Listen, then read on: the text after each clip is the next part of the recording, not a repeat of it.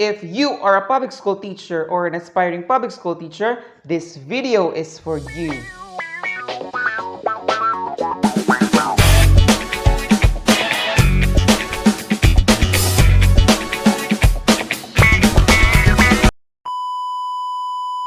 So today's video is a good news because all DepEd teachers for the next school year 2021-2022 will be given 5,000 pesos cash allowance to cover expenses for teaching supplies and materials, internet and other communication expenses, and the annual medical examination and physical examination expenses.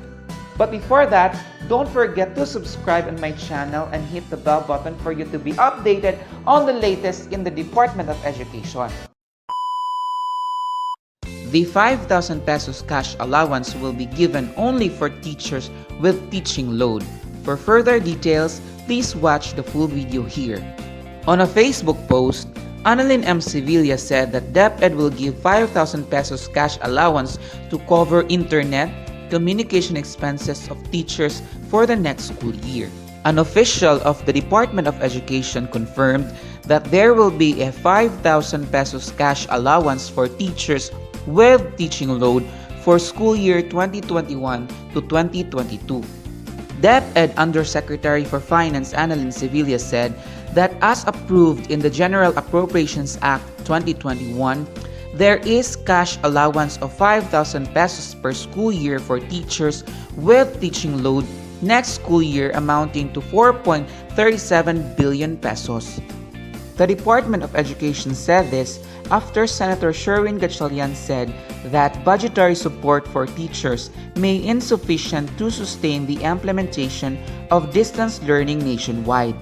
In an interview over ABS-CBN News channel, Gatchalian said that the financial support is not enough, noting that there are 900,000 teachers and not all of them can afford to pay for internet connection.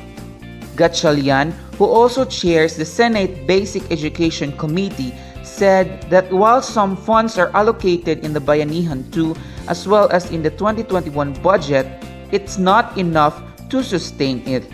While it did not directly react to Senator's statement, Department of Education explained that the 5,000 pesos cash allowance will be inclusive of teaching aids and supplies, annual medical examination, and internet cost.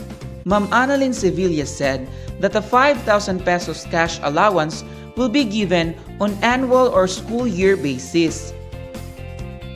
In particular, Sevilla said that the appropriated 5,000 pesos cash allowance shall cover the following for teachers or those with teaching load: the annual medical and physical examination expense, the internet and other communication expenses, and the purchase of teaching supplies and materials, both tangible or intangible, for the implementation or conduct of various modes of learning delivery. Ma'am Annalyn Sevilla also explained that the 5,000 pesos cash allowance will be directly given to teachers. Aside from this, she said that there is additional World Teachers Day incentive of 1,000 pesos per teacher given not earlier than October 5 of every year.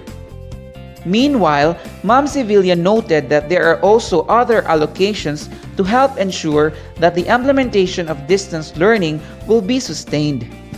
As a response to the challenges brought about by the coronavirus disease or COVID-19 situations in the country, Department of Education developed and is currently implementing the Basic Education Learning Continuity Plan. Ma'am Sevilla said that there are also allocations intended for operation of Basic Education Learning Continuity Plan, such as the school maintenance and other operating expenses or MOOE, provided to cover provision for minimum health standards such as the purchase of face masks, face shields, alcohol, disinfectant, and others for fiscal year 2021. The regular fund amounts to 28 billion pesos with additional funding of 4 billion pesos. A total of 16.6 billion pesos was also allocated for the provision for self-learning modules or SLMs and 5.98 billion pesos for the DepEd computerization program. Sevilla said there was also an added item for training with an allocation of 1.8 billion pesos for human resource development. There you go, fellow teachers. I hope this is a good news for all of us, and I hope you're enlightened by this video. Thank you so much for watching. Stay safe!